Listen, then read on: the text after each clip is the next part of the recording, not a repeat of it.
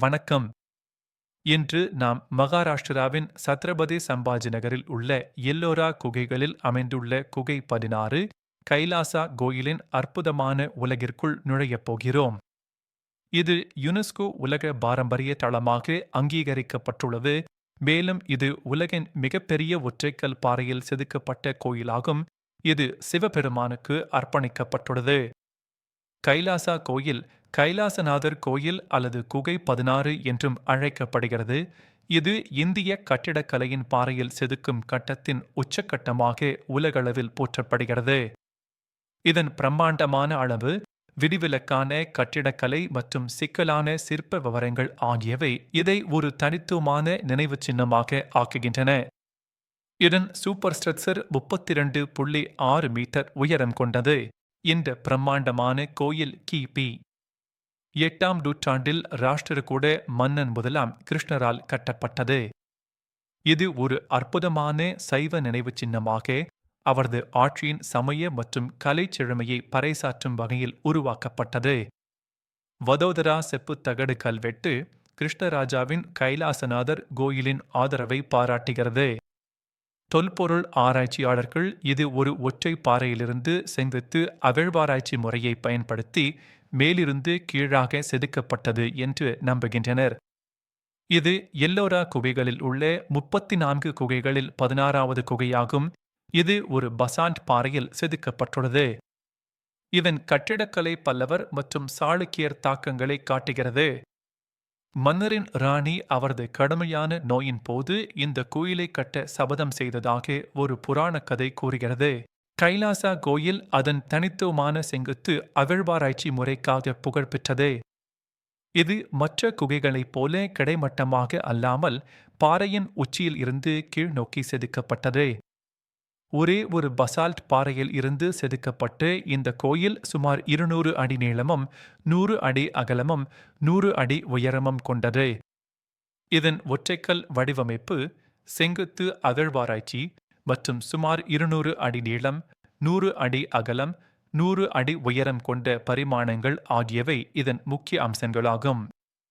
ஒரு மைய சன்னதி, உயரமான சிகரம், வாழ்க்கை அளவிலான சிலைகளுடன் கூடிய தூண் வரிசைப்படுத்தப்பட்ட கலைக்கூடங்கள், பிரதான சன்னதியை தாங்கும் கல் யானைகள், ஒரு நந்தி மண்டபம் மற்றும் ராமாயணம் மற்றும் மகாபாரத காட்சிகளை சித்தரிக்கும் சிக்கலான சிற்பங்கள் ஆகியவை இதன் தனித்துவமான கட்டிடக்கலை அம்சங்களாகும்.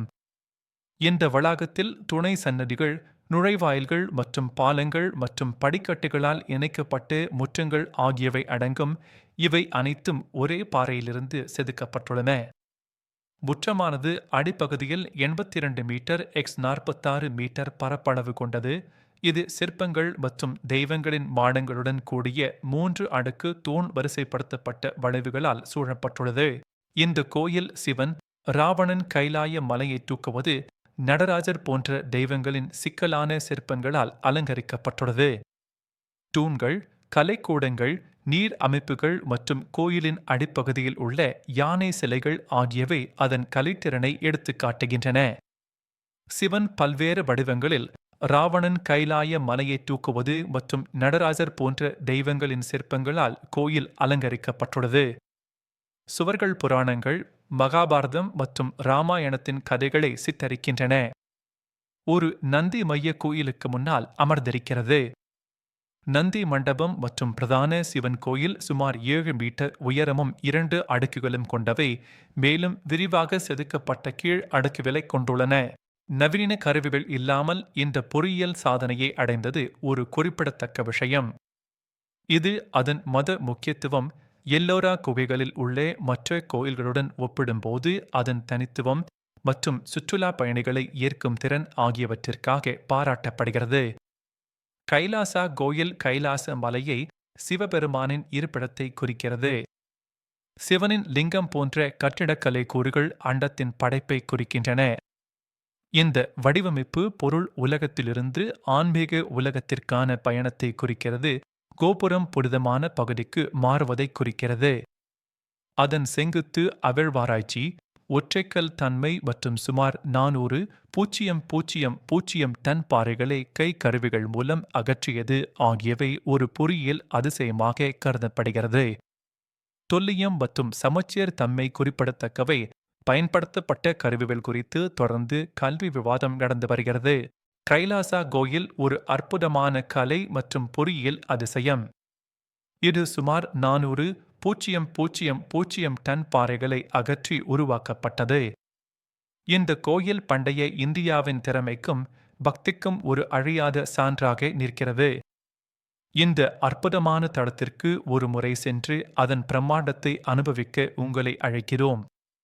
எல்லோரா குகைகளின் யுனெஸ்கோ உலக பாரம்பரிய தளத்திற்குள் ஒரு முக்கிய ஈர்ப்பாக இது வரலாறு ஆர்வலர்கள், கட்டிடக்கலை ஆர்வலர்கள், ஆன்மீக தேடுபவர்கள் மற்றும் சுற்றுலா பயணிகளை ஈர்க்கிறது. இது செவ்வாய்க்கிழமைகள் தவிர தினமும் காலை 7 மணி முதல் மாலை 6 மணி வரை திறந்திருக்கும். எல்லோரா குகைகள் பௌத்த, இந்து மற்றும் சமண மரபுகளுக்கு இடையிலான மத நல்லிணக்கத்தை பிரதிபலிக்கின்றன. இந்த அற்புதமான தளத்திற்கு ஒரு முறை சென்று அதன் பிரம்மாண்டத்தை அனுபவிக்க உங்களை அழைக்கிறோம்.